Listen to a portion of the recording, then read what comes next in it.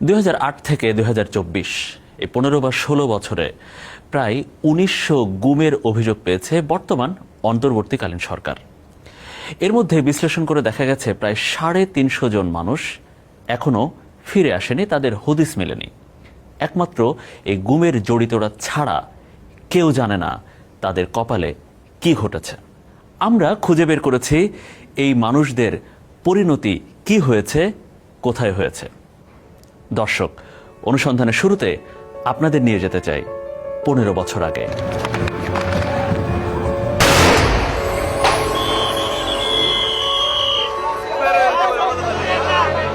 2009 সালের 25 ফেব্রুয়ারি বাংলাদেশের ইতিহাসে ঘটে এক কালো অধ্যায়।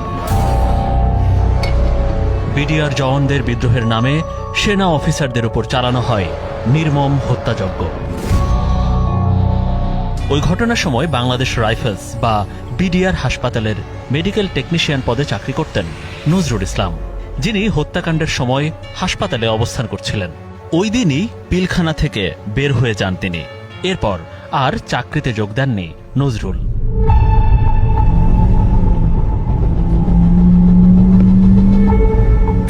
আমাদের গন্তব্য ঝালকাঠির নলসিটির কাণ্ডপাশা গ্রামের সেই নজরুল ইসলামের বাড়িতে।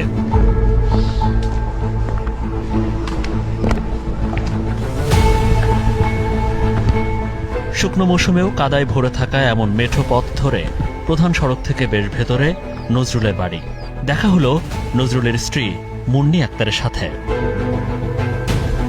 মুন্নি জানান, বিডিআর অফিসারদের কিলিং মিশনের প্রত্যক্ষদর্শী হওয়ায় একটা ভয় কাজ করত নজরুলের মধ্যে, তাই তিনি আর চাকরিতে যোগ দেননি। আমরা হাজিরার জন্য বলছি যে তুমি হাজির হও, থাক, কিছু হইবে না, কোনো সমস্যা হইবে না, বা কিছু মেডিকেলের চাকরি করো। তার বোনে বলছে না, আমি চাকরি করব না, তোমরা ওই জায়গায় জানো, ওই জায়গায় নিয়ে মারি ফেলাইবে। তার ভয় লাগতো।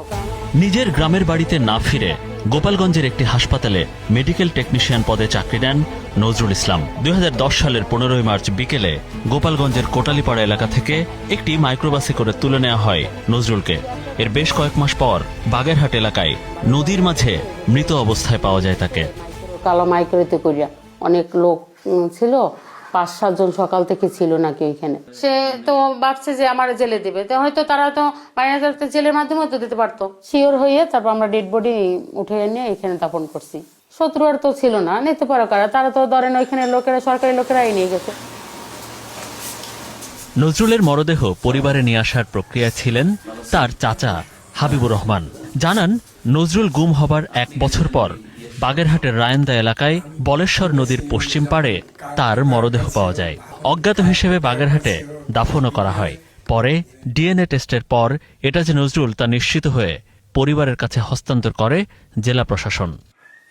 হাত বাঁধা মানে এইখান থেকে হাত এইভাবে, মানে সামনে থেকে প্যাঁচ দিয়ে পিছনে এরকমের, মানে এখান থেকে 3বার মনে করেন 3টে প্যাঁচ দিছে এবং তার ভিতর থেকে পেট ফাড়া, পেটটা চাকু দিয়ে ফাড়িয়া নদীতে ভাসাই গেছে।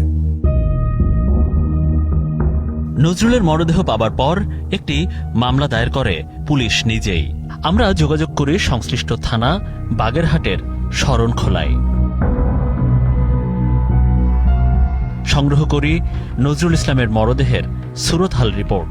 সেখানকার বর্ণনায় কিছু শব্দে চোখ আটকে যায় আমাদের। মরদেহের 2 চোখ, 2 হাত, 2 পা দড়ি ও গামছা দিয়ে বাঁধা। শরীরের সাথে বাঁধা ছিল সিমেন্ট জমানো বস্তা, আর বুক ছিল পুরোটা চিরে ফেলা। কিন্তু ডুবিয়ে দেয়া সিমেন্টের সে বস্তা একটি চরে বেঁধে যাওয়ায় হত্যার কয়েকদিন পরেই মরদেহ ভেসে ওঠে। নজরুল ইসলামের এই যে নিখোঁজ হওয়া, গুম করা এবং পরে মরদেহ পাওয়া নিয়ে অনুসন্ধানে নামে আমরা। শুরুতেই ওই সময়কার কিছু পত্রিকার খবর আমাদের চোখে পড়ে। খুলনা থেকে প্রকাশিত দৈনিক পূর্বাঞ্চলের একটি খবরের পাশাপাশি জাতীয় দৈনিক আমার দেশ পত্রিকায় 2010 সালের 24 মে ছাপানো একটি খবর খুঁজে পায়, যেখানে উল্লেখ ছিল ওই সময় সুন্দরবন সংলগ্ন শরণখোলা রেঞ্জে বলেশ্বর নদীর মোহনায় 2-1টি মরদেহ ভেসে থাকার কথা। প্রতিটি মরদেহের সুরতহালের বর্ণনা এক: হাত পা চোখ বাঁধা, গায়ের সাথে বেঁধে দেয়া সিমেন্ট জমানো বস্তা। প্রশ্ন আসে, এরকম বীভৎস কাজ কে করতে পারে? এটা কি ব্যক্তিগত দ্বন্দ্ব নাকি অন্য কিছু? আমরা যোগাযোগ শুরু করি সুন্দরবন সংলগ্ন বন বিভাগ, বিভিন্ন আইন শৃঙ্খলা রক্ষাকারী বাহিনীর সদস্য ও জেলে সমিতি বা ট্রলার মালিক সমিতির কয়েকটি সূত্রের সাথে। তথ্য নিতে থাকি 14 থেকে 15 বছর আগে ভেসে ওঠা এমন মরদেহ সম্পর্কে কেউ কিছু জানেন কিনা। নজরুলের মরদেহ যে চর রায়েন্দা এলাকায় পাওয়া যায়, মানচিত্রের সাহায্যেও আশপাশের এলাকা সম্পর্কে ধারণা নিতে থাকি। নজরুলের মরদেহ তদন্ত করেছিলেন পুলিশের এমন একজন, আমাদের দুটি এলাকার নাম বলেন। তার মধ্যে একটি নাম বারবার উল্লেখ করেন, তা হল চরদোয়ানি।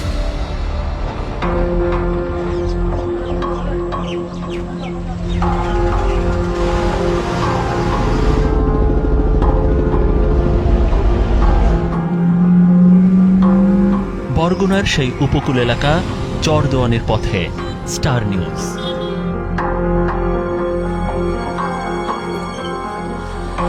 বরগুনার পাথরঘাটা উপজেলার চরদোয়ানি এলাকা বা চরদোয়ানি খাল। আমার পেছনে যে ঘাটটা দেখতে পাচ্ছেন সেটা চরদোয়ানি খালের চরদোয়ানি ঘাট, আর এই পাশে রয়েছে চরদোয়ানি বাজার। বাংলাদেশের আইন শৃঙ্খলা রক্ষাকারী বাহিনী কর্তৃক সবচেয়ে স্পর্শকাতর যে একটা অপরাধ, তার মধ্যে একটা হচ্ছে গুম। এই গুমের সাথে বা লাশ গুম করার সাথে এই চরদোয়ানি এলাকার একটা বড় সম্পৃক্ততা পেয়েছি আমরা।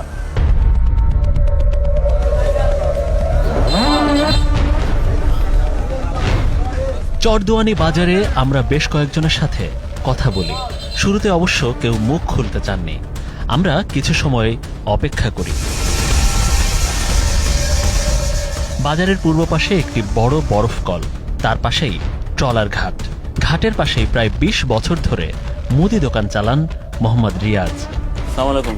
তার কাছে প্রশ্ন ছিল, এই এলাকায় কখনো অস্বাভাবিক কিছু হতে দেখেছেন কিনা। এখানে আসছে বলতো যে আজকের রাত 9টা বাজলে বাতি নিবেই চলে যাবা, বাতি জ্বালবে না। রাত 9টা বাজলে দোকান বন্ধ করে ফেলাবো। বা অন্য সিভিলের লোক এসে বলতো। কি নাম তাদের? তা তো চিনব না। সকালবেলা দোকান খুলতাম, দেখতাম যে 9টার দিক দিয়ে 10টার দিক দিয়ে লাশ লই আইছি। টলার মানুষ ব্রিজ ভরা, ব্রিজের উপরে অনেক মানুষ, কেউ দেহাদেহি করে, কেউ অস্ত্র লই বাইরে ওড়ে নামে। রিয়াজের দোকানের সামনে দিয়ে মাইক্রোবাসে এনে লোক উঠানো হতো ট্রলারে। তাহলে আমাদের এমন কাউকে খুঁজতে হবে যিনি আরো কিছু দেখেছেন। চরদোয়ানি বাজারে অনেকের সাথে কথা বলে একজন জেলের নাম আমাদের কাছে আসে। নাম জলিল। তাকে খুঁজতে হবে আমাদের। গন্তব্য চরদোয়ানি খাল ধরে বলেশ্বর নদীর অংশে। মাছ ধরা অবস্থায় দেখা মেলে জলিলের। প্রথম অপারেশনে আমি যেটা জানি স্যার, ওটা 2জন লোক আনছে। 2জন লোক আনার পরে ওটা বলছে যে তোমরা সব পিছনে যাও। পিছনে যাওয়ার পরে তারা ওরা ওখান দিয়ে কার্যক্রম করতে ইট মিট বস্তা মস্তা এইসব তার কি আমরা করতাম। এই দিয়ে করবে কি, নিজেরা 3জনে বিকল্প করতে হবে, যে দিয়ে করবে কি, কত কিছু নিজে করুক, আপনাদেরকে নিশ্চুম থাক। এই নিশ্চুমে রয়েছি যে পর ওরা অপারেশন করছে। মানে 6টা গুলি হয়েছে স্যার। 6টা গুলি আমরা প্রথম গুলিতে আমরা ভয় পাই হয়েছে যে বুড়ি গুলি করবে কে, কারণ নাকি তখন আব্বাস করেছে মারিয়ে মানুষ মারিয়ে ফেলাইতেছে কত কৃষ্ণ। ওই তখন অপারেশন ওইভাবে হয়ে গেলে আমার কইতে আব্বাস বোট চালাও চরদোয়ানি, আর তোমরা কখন জলিলের দিকে আসো, সামনে আসো। আমরা সামনে যেতাম, বলছে যে এটা ধুলাই করে ফেলো, ধুয়ে ফেলো। ব্রাশ আনছে, হোল পাউডার আনছে, বেশি ব্লাডগুলো রক্তগুলো লেগে গেছে। এই ধরনের যে ইট টিট বস্তা বেঁধে তারপর কি করতো? ফেলাই দিত। প্রথম মারছে 2জন বললাম, তারপরে ওই যে বললাম যে খাল দিয়ে বের হয়ে যায়, ওখানে 3জন ফেলাইছে। একটা সময় র্যাবের সোর্স হয়ে কাজ করতেন জলিল। জলিলের কাছ থেকে আরো কিছু নাম পেয়েছি আমরা। এরা সবাই পাথরঘাটার চরদোয়ানি এলাকার বাসিন্দা। 2010 থেকে প্রায় 4 বছর ধরে যার ট্রলারে করে গুম করা ভুক্তভোগীদের বলেশ্বর নদীতে নেওয়া হতো, তিনি আব্দুর রহমান, স্থানীয়ভাবে যিনি ফাটা রহমান নামে পরিচিত। আমরা রহমানকেও খুঁজে বের করেছি। হ্যাঁ, এগুলো আমি নিশ্চোখে আমি দেখছি। আমার বোট আমি চালাইতাম, চালাবার পরে সে বলতো বোট স্লো করো। বোট স্লো করলে ওই সময় এলো এই কাজ তারা শুরু করতো। বোর্ডের এরকম সাপোর্ট আছে, সাপোর্টের উপরে মাথা রাখা 2জনের মাথা উড়াই দিত সাপোর্টের উপরে, গুলি করে করে মানুষগুলো হালাই দিত ওই গভীর সাগরে। গলায় বস্তা বাঁধতো, ওই যে পাথরগুলো উঠাইছে ওই একটা বস্তা গলায় বাঁধতো, একটা পায়ে বাঁধতো।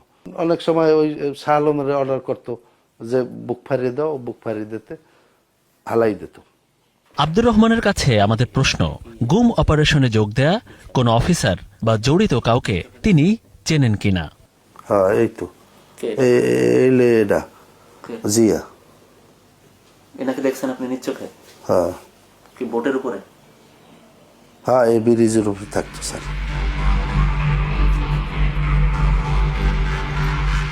চরদোয়ানি এলাকায় অনুসন্ধান করতে করতে আমরা খোঁজ পাই এমন একজনের, যিনি নিজেই মৃত্যুর কোল থেকে ফিরে এসেছেন। জসিমউদ্দিন পাথরঘাটার এই বাসিন্দা বরগুনায় কলেজে পড়ার সময় এলাকার একজন সোর্সের সাথে তার দ্বন্দ্ব দেখা যায়। পরে একদিন বাসায় ফেরার সময় কালো কাপড় বেঁধে তুলে নেওয়া হয় জসিমকে। মুখোশ পরিয়ে ট্রলারে করে নিয়ে যাওয়া হলেও হত্যা করা হয়নি। 4 থেকে 5 দিন ট্রলারে ঘুরিয়ে বনদস্যু হিসেবে অস্ত্রসহ গ্রেফতার দেখানো হয় তাকে। সিভিলে তুলে নিয়ে যাইয়া বরিশাল র্যাব আটে নিয়ে আমারে 3 থেকে 4 দিন রাখে ওই জায়গায়। রুইতে চরে আমি সহ আর কয়েকজন নামাইলো, যেহেতু আমার হাত পা বাঁধা, চোখ বাঁধা, আমি মানে সেভাবে বুঝতে পারি না। অনুমান করছি যে আমার সাথে 8-10 জন আরও নামাইছে। আর ওই যে র্যাবের ডিওডি ছিল কামরুল ইসলাম, উনি সহ ওনার ফোর্স ছিল। এবং আমি ওই যে যখন নামছি ওই এর আগে আমি ওই যে ফায়ারিংয়ের শব্দ পাইছি। আমার সাথে যারা ছিল মনে হয় যে মেরে ফেলছে ওইটা। আপনারা কি এটার মধ্যে রাখতেন? হ্যাঁ, এটার ভিতরে রাখছে। এটারে বলে ব্রিজ। ব্রিজের ভিতরে রাখছিল। যেরকম ট্রলারে উঠিয়ে গুম করে হত্যার অপারেশন করানো হয়, সেই সদৃশ একটি ট্রলারে জসিমউদ্দিন দেখাচ্ছিলেন খুন করে কিভাবে ফেলে দেয়া হতো মরদেহ। এই যে এটারে বলে হয়েছিল গিয়া ওই যে ইয়ার নাম কি, সাপোর্ট। এই সাপোর্টে ফালাইয়া এরকম হাত এবং পা বাঁধা অবস্থায় এরকম শোয়াইয়া মাথায় গুলি করতো ওরা। হ্যাঁ হ্যাঁ হ্যাঁ, এইভাবে পুরোপুরি শোয়াইয়া এইভাবে মাথায় গুলি করতো। মাথায় গুলি করিয়া তারপরে হইল গিয়া এই হাত আর পা এরকম বাঁধা অবস্থায় এই জায়গায় একটা ওই যে সিমেন্টের ব্যাগ আর পায়ে একটা সিমেন্টের ব্যাগ লাগাইয়া পেট চিরে তারপরে নদীতে ফালাই দিত। পেটছি তো যে ভাইসে উঠতে পারে, ওই যে জেলেরা মাছ ধরে যেহেতু ওই যে জালে উঠতে পারে, এই জন্য। প্রত্যক্ষদর্শী এবং স্থানীয় বেশ কয়েকজনের সাথে কথা বলে আমরা 2 থেকে 3টি নাম পেয়েছি, যারা এলাকায় একসময় প্রভাবশালী র্যাবের সোর্স হিসেবে পরিচিত ছিল। এরা হলো বলি জাফর, আলকাস মল্লিক এবং শাহ আলম। এর মধ্যে বলি জাফর মারা গেছেন 2-3 বছর আগে। শাহ আলম এলাকা ছাড়া বহুদিন ধরে, আর আলকাস মল্লিক 2011 সাল থেকে এখনো নিখোঁজ। আলকাসের বিষয়টি জেনে খটকা লাগলো আমাদের। আমরা এখানে এসে আলকাসের বাড়িতে এসে যেটা জানতে পেরেছি যে আলকাস অনেকদিন ধরে তিনি নিজেই গুম। আমরা তার পরিবারের সাথে একটু কথা বলতে চাই, জানতে চাই কেন তিনি গুম হয়েছেন বা এখনো নিখোঁজ তিনি কেন।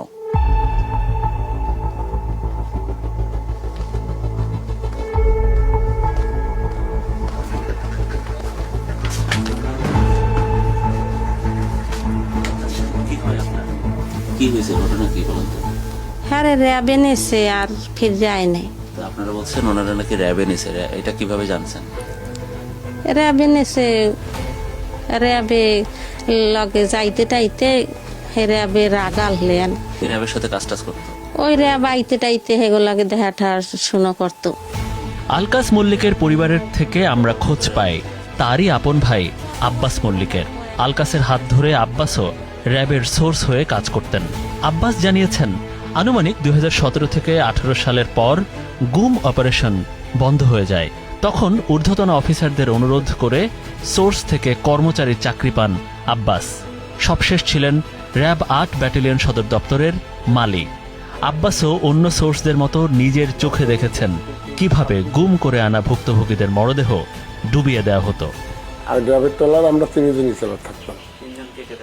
আমি, জলিল, খোকন।